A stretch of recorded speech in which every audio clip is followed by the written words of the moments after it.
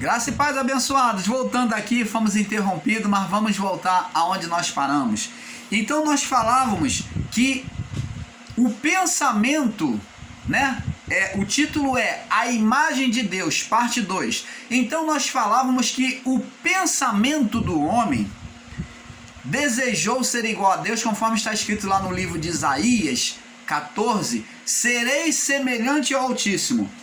Então, ali, o homem, quando comeu do fruto, pela malignidade, pelo pensamento que existia dentro dele, ele então, agora qual a atitude dele? Correr de Deus e se esconder, buscar recurso de se esconder de Deus, vendo Deus como aquele que havia de ditar contra ele, ditador, um Deus acusador.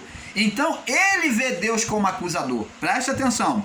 Vamos lá, Gênesis 3, 6, diz aqui, 3, do 6 até o 11, diz aqui: vendo a mulher que a árvore era agradável para se comer, a árvore era boa para se comer e agradável aos olhos e desejável para dar entendimento, tomou do seu fruto, comeu e deu ao seu marido, e ele comeu com ela. Então foram abertos os olhos de ambos e conheceram que estavam nus, e coseram folhas de figueira e fizeram para si aventais. E ouviram a voz do Senhor Deus que passeava no jardim pela viração do dia.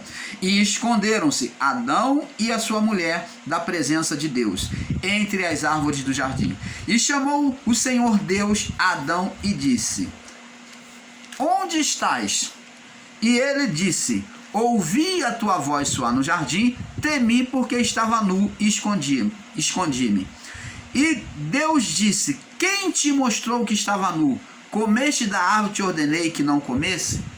Então, abençoados, a partir daí, nós vemos que Adão e a mulher criam um senso de defesa acusador, aonde vê Deus como um ditador, um ser que vinha amaldiçoar, porque eles passam a ter medo de Deus. Se Deus tinha um encontro com ele todos os dias, num diálogo amoroso, amigável, de pai para filho, por que de repente esse sentimento maligno? Porque foi gerado aqui.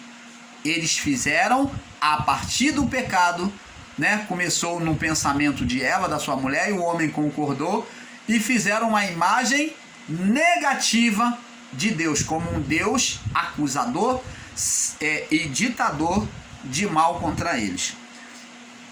Então os olhos foram abertos. A pergunta é: abertos para quê? Para o entendimento das coisas ocultas, tanto o bem quanto o mal, porque comeram do fruto que traria tanto o bem quanto o mal. Árvore do conhecimento, da consciência de agora de conhecer o bem e consciência de conhecer o mal. Então, pela maldade que existia na sua mente, eles fizeram o mau juízo de Deus. Eles não pensaram, esperaram Deus lá e falaram: Senhor, estávamos aqui te esperando e a gente comeu do fruto. Não, mas eles já vieram com o mau pensamento de Deus. Se escondendo, tive medo e me escondi porque estava nu. E Deus pergunta: quem te fez saber que estava nu? Mas a partir do momento que o homem se voltou para a carne, desprezou o espírito, nós vemos que Deus fala: porque ouviste a voz da tua mulher e não o que eu te falei, né? Então, a partir do momento que o homem se voltou para a carne, desprezou o espírito, seu olhar passou a ser antes para o lado carnal e se viu nu, quando antes estava vestido. Então antes o homem estava vestido. Veja que Deus não concorda em afirmar que eles estavam nus. Vê que Deus pergunta: quem é que te fez saber que estava nu? Eu não falei nada. Quem é que fez você saber que estava nu? A condição do homem foi uma condição interior, no coração, na mente, interior. E diz aqui: o homem esteve nu o tempo todo, mas não se viu. Mas a partir da desobediência ele se vê nu. E diz aqui: veja que Deus não concorda em afirmar que eles estavam nus, mas na sua mente, a imagem que viam, na imagem que via era nus. É Gênesis 3, 11. Outro fato a observar é que eles não só fizeram de si mesmo uma imagem decadente, como deles fizeram a imagem decadente deles de estar nu, né? Como também eles fizeram a imagem decadente de Deus, né? De Deus como um Deus tirano e amaldiçoador, pois tiveram medo e buscaram uma falsa segurança, que são as árvores, se esconderam atrás das árvores. Poxa, o homem que tinha comunhão com Deus agora vem se esconder do próprio Deus que o criou e desejava o bem para ele, que tinha ele como filho, tinha diálogo todo dia com ele, agora vem se esconder, fugir daquele lugar aonde Deus se apresentava para eles e vem se esconder atrás das árvores. Você vê que eles buscam uma falsa segurança, que são as árvores, pois olharam Deus como Jó. Eles olharam Deus como o próprio Jó. Deus dá e Deus tira. Viram a Deus como um Deus que tinha dado tudo para eles, né? Que tinha paz com eles, mas agora que vem tirar, que vem sentenciar eles, tirando tudo. Jó olhou a Deus assim: um Deus que deu e Deus tomou, né? Esperaríamos só o bem e o mal e não o mal de Deus. Foi as palavras de Jó, se escondendo de Deus, vendo um Deus amaldiçoador. Seria verdade as palavras do servo de Jó e de Jó? Não estariam em contradição com as palavras de Jesus e de Tiago? Vamos lá, Mateus capítulo 7. Vamos ver se as palavras de Jó bate com as palavras de Jesus. Isso que muitos ensinadores em graça, apesar de muitos se acharem entendidos na palavra, né, eles não observam. Como que você pode confiar na palavra do servo de Jó, botar como verdade absoluta a palavra de um homem e do próprio Jó dizendo que fogo dos céus e Jó diz: Deus me deu e Deus tomou. Esperaremos o bem de Deus e não o mal. Opa! Vamos ver o que Jesus diz aqui. Vamos ver se bate. Vamos pela palavra da boca do Filho de Deus. Vamos lá. Mateus 7, 7. Diz aqui: pedir e dar-se-vos-á. Jesus mostrando a vontade de Deus para aquele que necessita da ajuda dele, de alguma coisa. Buscai e encontrareis. Opa! Mostrando um Deus que está à disposição do homem, das necessidades do homem. Batei e abrir-se-vos-á. Pode vir chegar até ele, diante da sua morada, diante da sua palavra, bater, dizer, mostrar para ele que está escrito e pedir a ele segundo a sua palavra, porque ele vai abrir a porta para você. Porque todo aquele que pede a Deus, recebe. E o que busca, encontra. E o que bate, abrir-se-lhe-á. Olha bem, mostrando um Deus favorável à necessidade, um Deus disposto às necessidades daquele que chega até ele para pedir. E ele diz no verso 9, olha a contradição com as palavras do servo de Jó e de Jó para os ensinadores em graça que diz que tudo é Deus. Qual de vós é o homem, ele fala, qual vocês da natureza humana, criatura, que pedindo pão o seu filho, ele faz uma comparação, você vai dar uma pedra. Qual de vocês, se existe um homem assim, ele está dizendo, é um homem mau, e pedindo peixe, você vai dar a serpente. Ora, se vós que sois maus, sabe dar boas coisas aos vossos filhos, olha, se a natureza humana, adâmica, que traz o veneno, ele está dizendo aqui, comparando a bichos peçonhosos, venenosos, ele diz aqui, se vocês que traz a peçonha, vocês que são maus, ser mal é trazer peçonha, adâmica, a natureza carnal, vocês sabem dar boas dádivas aos vossos filhos, quanto mais o vosso Pai que está nos céus dará bens, dará o que é bom aos que lhe pedirem. Você está entendendo, amado? Como é que se pode ensinar um Deus que dá e um Deus que toma? Opa, que Deus malandro, que Deus fajuto é esse que está sendo ensinado em graça e dentro do sistema religioso. Deus me deu, Deus tomou. Que imagem errada de Deus! Olha, presta atenção, vem mais coisas aí para te abrir os teus olhos. Não paramos por aqui não, tem muitas outras revelações que provam que esse entendimento, essa imagem errada que se faz de Deus, está totalmente errônea mediante aos parâmetros bíblicos.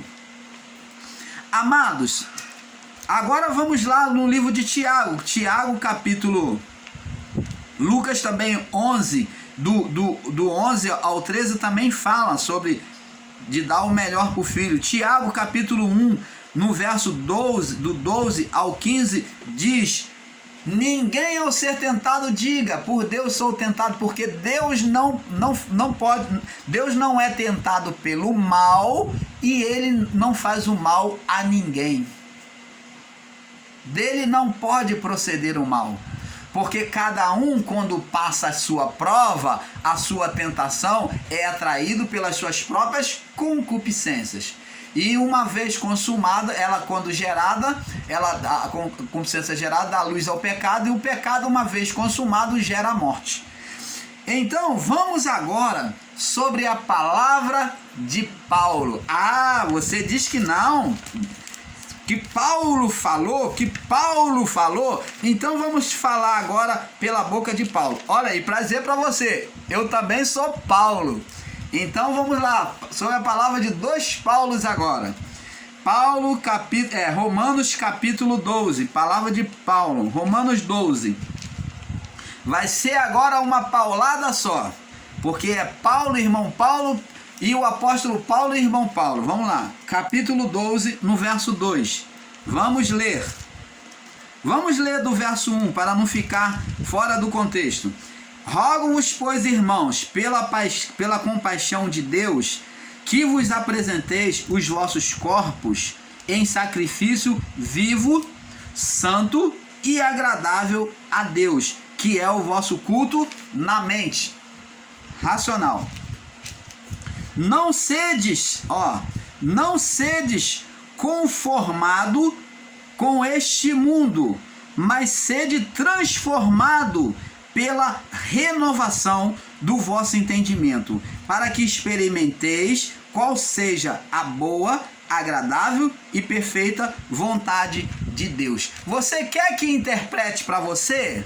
Você quer que interprete para você, meu amado irmão ensinador em graça, que diz que tudo é Deus, que de Deus procede o mal? Vamos interpretar para os que não sabem interpretar. O que Paulo está dizendo que é para os amados irmãos não andarem com a mente conforme o mundo. Opa, qual é a mente conforme o mundo que Paulo está dizendo aqui? De um Deus mal, de um Deus de que o mal procedia de Deus. Paulo já estava falando aqui, não sede conformados como o mundo, o pensamento como os do mundo, mas sede transformado. Olha, deixa a mente ser transformada pelo evangelho, evolua. Entenda que Deus quer o bem para você, que você está vivendo o reino de Deus, Deus quer o melhor. É isso que Paulo está dizendo. Mas sede transformados pela renovação, com uma mente nova. Tira essa mente velha que vem de Adão, de que Deus é que castiga o homem, Deus traz prova, Deus quer o mal do homem. Mas é isso que Paulo está dizendo. Mas sede transformado na renovação do vosso entendimento, para que vocês, agora com o entendimento de que Deus quer o melhor para vocês, vocês possam experimentar, vocês possam viver a boa, para que você agora, tendo uma imagem perfeita de Deus, de que Deus não cria o mal, não deseja o mal, não traz o mal sobre ninguém, que você experimente a boa, agradável, perfeita vontade de Deus. Como que uma pessoa pode viver a boa, a agradável e perfeita vontade de Deus, vendo que Deus castiga ela? Vendo que Deus traz o mal sobre ela, que se ela errar um pouquinho, Deus traz o mal. Isso é uma mente atrasada, uma mente mundana. A mente do mundo é que diz que eu tenho que fazer tudo direitinho, porque eu não faço mal para ninguém, então Deus, eu sou boazinha, então Deus só vai fazer o bem para mim, Deus não vai fazer o mal. A mente do mundo é que pensa assim. Eles vivem, né? Como Jesus falou, não vos venha gloriar, porque se a vossa justiça não exceder a dos escribas e fariseus, não podeis ver o reino de Deus. Então eles já tinham a concepção de que se fazer obra boa, como o próprio Jó, se fizer tudo que é bom, vai viver o bem de Deus. Mas se fizer o que é mal, vai viver o mal de Deus. Deus vai ser mal. É isso que Paulo está dizendo. Agora, com uma mente, com uma imagem correta de Deus, uma imagem perfeita, uma mente renovada, né? No entendimento, com a mente renovada, agora você vai poder enxergar um Deus bom. Você vai provar de um Deus da vontade boa, agradável e perfeita vontade de Deus. Você está entendendo, amado? Então, abençoado, amados, entenda que a palavra de Paulo em afirmar para não se moldar, né? Não se moldar, molde fala de imagem, não se moldar a imagem, isto é, aceitar a imagem negativa de Adão, né? Vinda do homem adâmico, que vinha pela natureza, do mundo, não aceitar a imagem negativa do mundo em relação a Deus, mas que tivesse uma mente, uma imagem, né? Uma imagem correta de Deus, vendo Deus como um homem mau e carrasco, porque Adão viu assim, porque a imagem do mundo é ver Deus como um homem mau e carrasco, pois só com uma visão perfeita de Deus, do Deus amoroso e benevolente, é que se provaria os benefícios espirituais. Perfeito, né? Pois é esta imagem que Paulo fala que temos que ter de Deus, né? Uma imagem renovada no entendimento. Como, amado, pode ainda existir ensino de um Deus que coloca na moenda, na prova, no deserto ou no vale? Infelizmente existe entendimento equivocado. Se a vontade dele é sempre boa, é boa para nós. Veja agora, vamos ver lá no livro de Jeremias. O próprio profeta Jeremias já descreveu qual é a vontade de Deus. Vamos lá, Jeremias, capítulo 29. Jeremias, capítulo 29. Jeremias 29. No verso 11 ao 14, diz aqui, Jeremias 29, verso 11 ao 14. E diz assim: bem sei que os teus pensamentos, bem sei os pensamentos que tenho a respeito, que tenho a vosso respeito, diz o Senhor. Deus falou para Jeremias: bem sei o pensamento que tem a vosso respeito. Agora Deus vem falar: quais são esses pensamentos? Pensamentos de paz. Opa! Como é que Deus é Deus maligno? Como é que Deus dá e Deus toma? Receberíamos o bem e não o mal de Deus. Pensamentos de paz e não de mal, para vos dar o fim que você quer. Dá o que é bom para ele. Então ele diz aqui no verso 12, olha: buscar-me-eis, se volta para mim, tenha um pensamento bom a meu respeito, buscar-me-eis, buscar a Deus é ter um pensamento em Deus, voltar a olhar a Deus. Buscar-me-eis, e ireis e orareis a mim, e eu vos ouvirei. buscar-me-eis e me achareis, quando me buscardes de todo o vosso coração.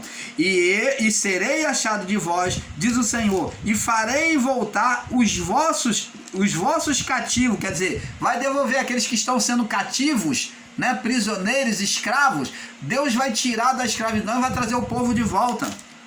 E congregar-vos-ei e de todas as nações e de todos os lugares para onde vos lancei. Para onde vos lancei, para onde eu deixei acontecer o mal sobre vocês. E diz o Senhor, tornarei a trazer-vos do lugar de onde vos transportei. Não que Deus tenha feito isto, meu amado, mas que Deus, na sua permissividade, deixou ser conduzido. Por quê? Ele está dizendo que tudo está no controle dele, mas na permissividade ele deixou ser conduzido. Então é como se Deus, o próprio Deus, somente o próprio Deus pode dizer isso. Eu vos lancei, mas não que ele tenha lançado, ele permitiu.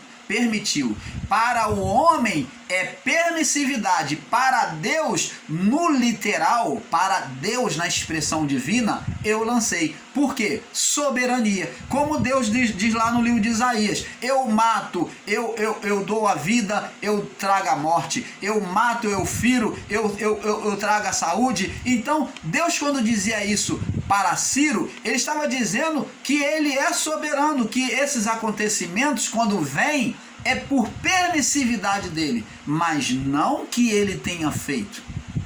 Não é ele que estava matando, não é ele que estava criando essa situação. Você está entendendo, amado? Então há um literalismo. Vamos no livro de Jeremias 19 agora. Vamos aproveitar que estamos em Jeremias, no capítulo 30, no verso 19. Olha o que diz. 30, 19.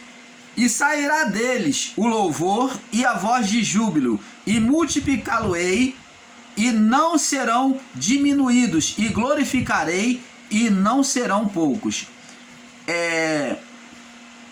Jeremias 30, 19. É isso mesmo. Então, Deus, ele coloca o louvor, ele quer abençoar.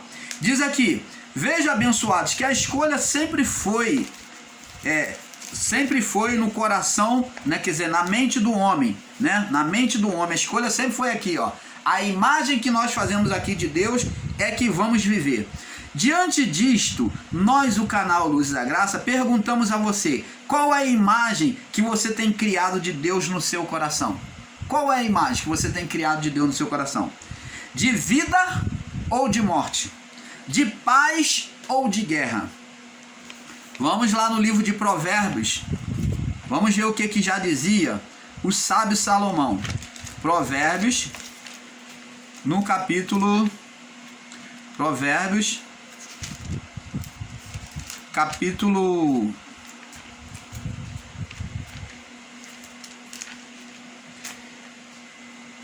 Provérbios, capítulo 23. Provérbios 23.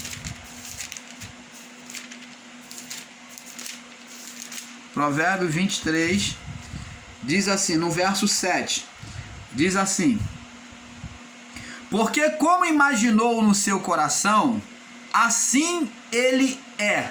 Come e bebe, disse ele, porém seu coração não está contigo. Então presta atenção. O homem, como imagina no seu coração, na sua mente, assim é que tem sido o seu Deus. Assim tem sido a sua vida diante de Deus. Deus tem se manifestado para você. Você tem olhado um Deus carrasco, então é assim que vai ser manifesto na sua vida. Você vê que essas pessoas que vão para essas igrejas, chamadas igrejas do sistema religioso, que só prega um Deus amaldiçoador, um Deus de prova, um Deus de peleja, que a pessoa está na peleja, está na prova, está no vale. Então você olha a vida dessas irmãzinhas, desses irmãozinhos, que eles estão sempre sendo torturados. E os acontecimentos precedem colocando como verdade aquela fé deles, aqueles ensinos. Por quê? Porque eles olham como eles imaginam, eles olham Deus de uma forma negativa, um Deus amaldiçoador, um Deus punidor deles. Na menor falha, no menor erro, eles são punidos por esse Deus. Por quê? Porque eles creem assim. Assim eles fazem a imagem de Deus. Como Adão fez uma imagem de um Deus que vinha punir eles. Tive medo, ouvi a tua voz, tive medo e me escondi. Então Adão esperou agora se relacionar com um Deus punidor e não com aquele Deus benevolente, um Deus de diálogo. Adão agora viu um outro Deus na sua mente, no seu coração. Então passou a existir para o homem um outro Deus, dois deuses, o Deus Criador e o Deus Satã, o Espírito gerado por Adão e a sua mulher, o Deus mau. Você está entendendo, amado? Como vemos o nosso Deus, assim será. Provérbio 23, 7. Onde existe desde os tempos antigos várias imagens de Deus em diversos tipos de cultos e religiões, não é verdade? Então existem várias religiões. Desde os tempos antigos existiam vários deuses pagãos e os homens, cada um fazia na sua imagem, no seu pensamento, um Deus diferente. Pois cada um tem feito a sua imagem a respeito de Deus, um Deus à sua imagem, que humanamente deve ser respeitado. Então nós temos que respeitar a imagem que a pessoa faz de Deus. Nós temos que ensinar, mas nós não podemos confrontar e insultar a imagem que a pessoa tem feito. Porque Deus não impõe nada a ninguém. A partir do pecado de Adão, então, criou-se várias pensamentos acerca de Deus. Aí começou a ter a imagem de Deus de várias formas, a ponto de criar ídolos, né? Onde existe, desde os tempos antigos, várias imagens de Deus e diversos tipos de cultos e religiões, pois cada um tem feito a sua imagem a respeito de Deus, e que humanamente deve ser respeitada as pessoas na sua liberdade de ver Deus. Cada um vê Deus da forma que entende, na imagem do seu coração e da sua mente, que é chamado de religião. A mente é que tem criado a religião. Então Adão criou a religião, né? O Deus diferente na mente. Adão e a sua mulher criou a religião, que é a imagem de Deus de forma diferente. Daí se parte as religiões, né? As religiões. Porque Adão criou agora a imagem de um Deus diferente daquele Deus que outrora ele e a mulher dialogavam todos os dias. Ele agora, diante desse novo Deus que ele agora enxerga, que criou na sua mente, ele vem se esconder e ter medo, ver ele como punidor, como mal. Amados, só que se adorarmos e crermos em Deus com a imagem errada, como Jó, seremos levados à verdade e muitas das vezes, como Jó, padeceremos no corpo para ser levado à imagem perfeita de Deus a nós. Então, quando a pessoa ela está vivendo uma imagem errada de Deus, ela padece. Preste atenção aos ensinadores em graça que ensinam que tudo é Deus.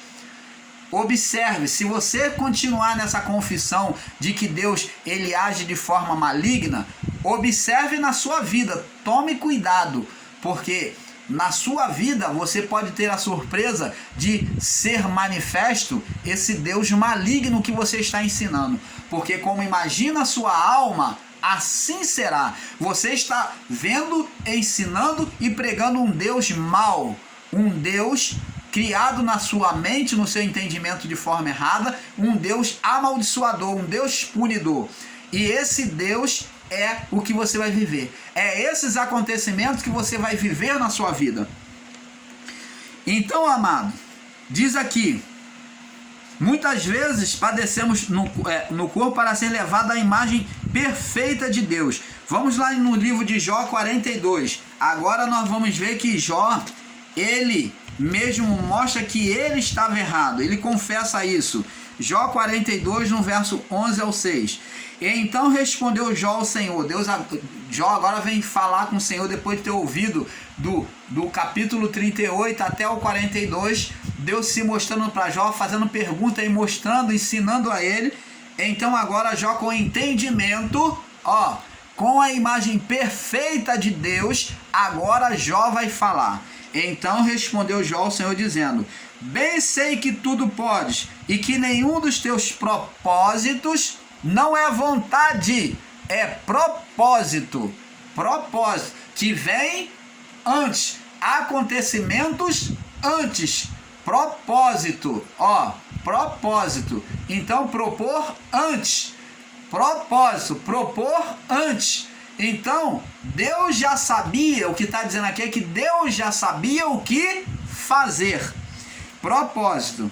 E que nenhum dos seus propósitos pode ser impedido. Deus já tinha a solução. Ele deixou acontecer, como aquele homem que nasceu cego. Quem pecou? Ele ou seus pais? Nem ele pecou, nem os seus pais, mas foi propósito de Deus. Isso se sucedeu, veio no acaso da vida para cumprir o propósito de Deus, para que se manifestasse nele o propósito de Deus.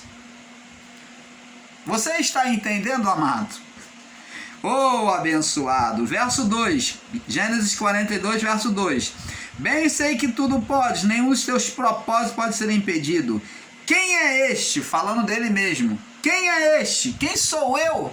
Quem sou eu que sem conhecimento encobre o conselho? Quem é esse que sem conhecimento fala de coisas que não sabe e não vem ouvir a Deus primeiro? Encobrir o conselho é não ouvir, não procurar saber, conhecer a Deus de perto. Porque aí ele fala, por isso relatei o que não entendia, coisas que para mim foram inescrutáveis, maravilhosas demais para mim, e que eu não entendia. Então eu falei muita besteira, eu me lamentei, eu julguei que foi Deus que trouxe essa sentença sobre mim, Deus me deu, Deus tomou. Eu acreditei lá na palavra do servo que disse que foi fogo de Deus, fogo dos céus. Eu também acreditava assim. Eu achei que receberíamos o mal de Deus, somente o bem e não o mal. Eu acreditei dessa forma, que receberíamos o mal de Deus, mas falei coisas maravilhosas demais para mim, que eu não entendia. Agora, verso 4. Escuta-me, pois, e eu falarei, te perguntarei, e tu me ensinarás. Com ouvir, agora eu quero ouvir o Senhor. Então ele ouviu a Deus, e ele falou, agora estou disposto sempre a aprender de ti, te conhecer, ouvir para saber quem é o Senhor. Não quero viver mais pelo ensino humano, pela informação humana, não, quero te conhecer. Com o ouvir dos meus ouvidos, eu ouvi, eu aprendi de ti só apenas ouvindo os outros falar. Eu oferecia sacrifício, me tornei um religioso, sacrifício e oferenda preocupada. Eu estabeleci a minha família como a base, julgando eu ser a base dos sacrifícios que eu fazia como a base de salvação para minha família. Eu me coloquei como base de salvação para minha família, achando que eu salvaria minha família. Eu me coloquei como fundamento de salvação para minha família, com entendimento errado, porque eu ouvi. Mas agora os meus olhos te veem. Eu reconheço que eu não preciso estar apoiado em sacrifício. Eu não preciso estar apoiado em sacrifício. A minha confiança tem que estar em ti e não no sacrifício. Eu não tenho que ter medo. E ele disse, por isso eu me abomino e me arrependo no pó e na cinza de tudo que eu fiz. querendo ser super protetor para minha família, querendo ser o fundamento da minha família, proteger a minha família, como botando numa cúpula, julgando que eu iria proteger a minha família, mas a proteção vem de ti. A bênção não vem de mim, não é eu que estava abençoando a minha família, mas eu reconheço que é o Senhor quem abençoa. Você está entendendo, amado? Agora, com uma imagem perfeita de Deus, o que ele faz? Opa! O homem que se lamentava, estava lá cheio de úlcera, perdeu tudo, que os seus amigos estavam condenando ele ao pecado, dizendo que ele havia pecado, para ele se arrepender porque estava naquele estado e não mudava porque tinha alguma coisa séria. Esse homem agora vai orar pelos seus amigos que estavam condenando a ele. E Deus, quando vê que ele enxergou ele da forma perfeita, o Criador devolveu ele tudo para que seus amigos vissem que eles foram injustos com Jó. E Deus iria punir aqueles que falaram dele contra Jó. Você está entendendo, amado? Veja que mesma confissão de Jó 42, do 1 ao 6. Veja que o mesmo diante da confissão diante de Satanás acerca de Jó, Deus retirou a sentença do opositor. Você está vendo? Deus retirou a sentença do opositor. Agora, Deus não agiu, mesmo diante da sentença, mesmo diante da confissão de Deus. Lembra que o ser Satanás vai lá e toca em Jó, e Jó permanece íntegro. E então Deus fala, ó, você me incitou contra ele, mas ele permanece íntegro, reto, que se desvia do mal. Mas Jó depois perde a saúde e Deus ainda deixa ele lá se lamentando com um caco de telha, perde tudo. Até a própria mulher diz, ó, eu acho melhor você logo amaldiçoar para sair desse sofrimento. Amaldiçoa logo a Deus e morre. A mulher viu tanto sofrimento nele que ela falou, meu filho, amaldiçoa a Deus e morre, você está sofrendo muito. Dá um tiro de misericórdia, dá um tiro de misericórdia para acabar com o seu sofrimento. Ela não desejou mal não, mas ela viu o sofrimento dele e falou, filho, amaldiçoa a Deus e morre, pega uma arma e dá um tiro na cabeça. É como isso, dá um tiro de misericórdia, se mata logo, se mata, se suicida logo. É isso que ela estava falando, se suicida de uma vez para sair desse sofrimento. E Deus ainda assim deixou Jó um longo tempo, mesmo ainda na sua confissão, sendo íntegro, reto, temente a Deus, que se desvia do mal, ainda sofrer. Até que um dia ele vem mostrar para Jó, fazer Jó saber quem ele era. Somente quando Jó entende, ouve a Deus, quando Jó ouve agora a Deus diretamente, não mais os ensinos dos homens, ele ouve a Deus diretamente e ele entende quem é Deus, é que Deus vem mudar. Quando Jó faz uma imagem perfeita na sua mente, no seu coração de Deus, é que Deus vem mudar a sorte de Jó. Você está entendendo, amado? Então, abençoados, por que Deus deixou Jó permanecer todo esse tempo ali naquele sofrimento? A pergunta é, por quê? Por causa da imagem errada, da confissão errada que Jó fazia dele. Vamos lá no livro de Mateus, capítulo 12. Olha só, o próprio Deus encarnado agora querendo saber a imagem que as pessoas faziam dele. Deus agora estando encarnado em Cristo, Mateus capítulo 12. Vamos ver se o irmão Paulo está ensinando corretamente. Mateus 12, 34. Olha o que diz aqui. Mateus 12, 34. Eu creio que o irmão Paulo marcou a referência errada aqui. Deixa eu ver aqui.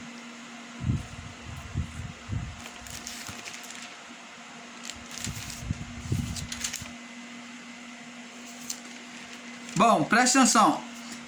Jesus chega para os discípulos, nós já lemos, vamos ler de novo, diz assim, chega para os discípulos e pergunta assim, presta atenção. O irmão Paulo marcou a referência errada aqui. Jesus pergunta aos discípulos o seguinte: a quem é que dizem ser o Filho do Homem? Quem é que vocês dizem ser o Filho do Homem, o Filho de Deus? E então os discípulos dizem, uns dizem que tu és Jeremias, e outros dizem que tu és um dos profetas, e outros dizem que tu és Elias, e outros dizem que tu és João Batista. E Jesus pergunta para os discípulos dizendo: e vós, quem vocês dizem que eu sou? E vocês, quem vocês dizem que eu sou? E então Pedro toma a frente e diz: tu és o Cristo, o Filho do Deus vivo. Tu és o Cristo, o Filho do Deus vivo. Então Pedro mostra Jesus na sua onisciência. Pedro enxerga Jesus na sua onisciência, né? Então, está registrado em Mateus capítulo 16, do verso 13 ao 19, e Marcos capítulo 8, do verso 27 ao 38. O irmão Paulo achou aqui. Então, abençoados, você vê que Jesus, ele faz a pergunta, tem a preocupação de saber qual é a imagem que eles faziam do Deus encarnado, ele. Então, Jó teve uma imagem errada de Deus todo aquele tempo. E agora, ele estava padecendo por causa do entendimento errôneo que ele tinha de Deus. Por causa do entendimento errôneo que Jó tinha de Deus, ele agora estava padecendo aquilo, até chegar ao entendimento perfeito. Então, amados, se fazemos o entendimento errôneo de Deus, nós seremos levados à verdade, à imagem real de Deus. Vamos ver aqui no livro de Provérbio capítulo 18, verso 21. Provérbio capítulo 18. Vamos lá, Provérbio 18, no verso 21. Seu irmão Paulo achar aqui, Provérbio 18, no verso 21, diz aqui, 18, verso 21, olha o que diz aqui: a morte e a vida está no poder da língua, aquele que ama comerá, aquele que a ama comerá o seu fruto. Então tá vendo aqui que a confissão dos lábios está no poder da língua. Então a morte e a vida está na confissão dos lábios. Por quê? A confissão dos lábios sai de dentro do homem. Jesus disse que o que sai da boca do homem é que contamina o homem. A confissão sai daqui da mente. Então a morte e a vida está no poder da língua. Então Jó viveu aquele período de vida e morte, perdendo tudo e perdendo a saúde, estava como um vivo morto, né?